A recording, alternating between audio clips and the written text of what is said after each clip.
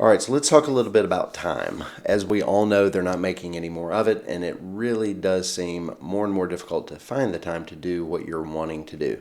In the post that I did a couple weeks ago, finding the time to work on your side hustle was the second most common problem that people face.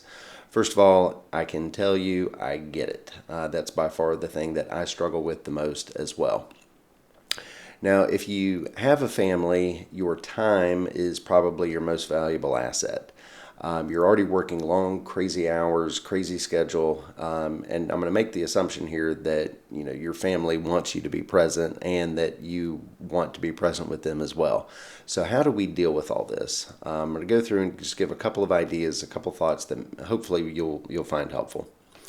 All right, so I encourage you to have your spouse or significant other and family involved.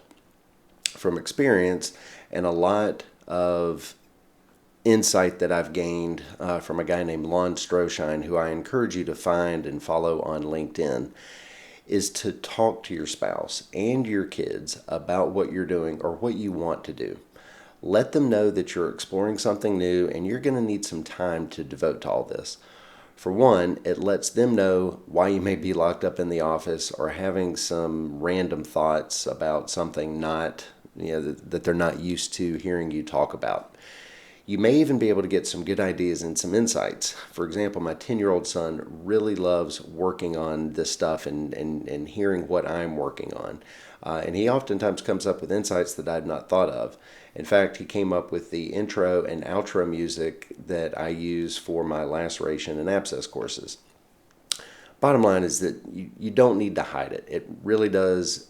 It can lead to that feeling of isolation and making you seem kind of distant. All right, so the next thing is to define how much time you are going to need. If you're just starting off, you may only need, 5 hours a week to really kind of hash things out and go through it and get some ideas on paper. As things progress, you may need upwards of 15 to 20 hours a week, probably even more. But once you define the amount of time that you need, it makes it easier to schedule it out. Just for reference, on average, I probably spend 10 to 15 hours a week on the side stuff that I do. All right, so the next thing is scheduling the time.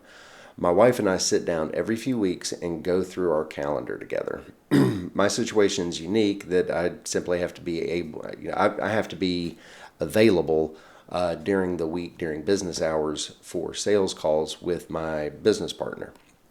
Whatever works for you is fine, but I do encourage that you set some time aside on the calendar for you to focus on your work. Then hopefully you'll be less likely to get distracted and try to work on it during family time. All right, so the next thing is tracking the time. Do you really know how much time you're actually spending on all this stuff? Now, you can keep it logged on your phone in a note or consider getting an app like Toggle. Let's see here. Do I have that here? I don't have that written on there, but Toggle, which is Toggl. At the end of the day, you can log your time and what tasks you did. Now, this may be helpful for future budgeting of your time and also to give you some data on how effective you are or if you need to dig into time management a little bit more. All right, so I'd also like to make a statement about time in general.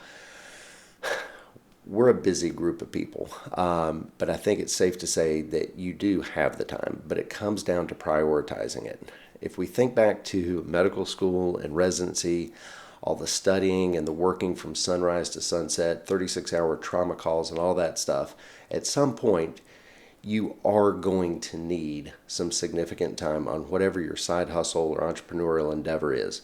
Now, this may require you to give up shifts, get up early, stay up late. You will have to find whatever is best for you in your certain situation. Another thing that I have found to be very helpful is finding a clinical situation that allows you the time to work on this stuff.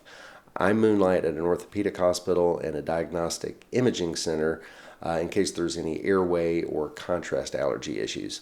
It's really easy money and it's dedicated time in an office where I can actually get stuff done.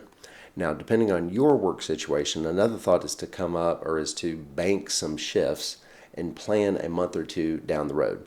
Let's say you wanted to work an extra 2 to 3 shifts for 2 to 3 months, and then have a month set aside to really tackle this thing head on with some dedicated days.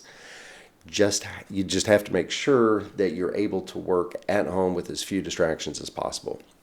And if push comes to shove, consider getting a hotel room so that you can actually work on this stuff, or go to the library, or whatever it is that you need to do.